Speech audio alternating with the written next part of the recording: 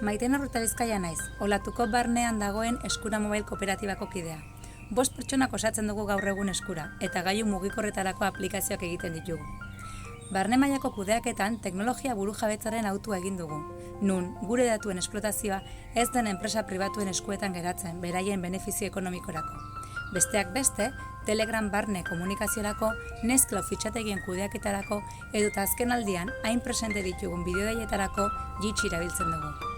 Guk erabaki txiki hauek hartu ditugu, baina hau ez da bakoitzan erabakiekin bakarrik lortzen, tresna kolektibo bat sortzen ari gara, ekonomia soziala eta teknologia uztartzen duen tek sarea sortzen ari gara.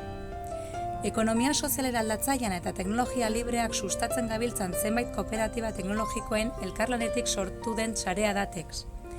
Elkarlanean egindako proiektuak oso aberasgarriak egiten zaizkigu, bai proiektua berarentzako, baina baita guretzako ere, pertsonentzat. Etengabeko formazioan baikaude, eta ez bakarrik profesionala, baita maila sozial eta pertsonalean ere. Gaur egun bizi dugun krisi honi modu kolektiboan aurre egingo diogu, badagoelako aldea.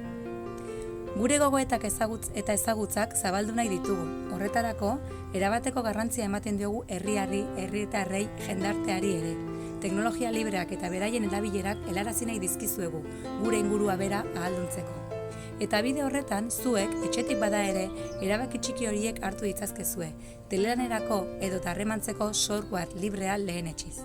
Guztion erabaki txikiz sortu eta eraldatzen delako komunitatea.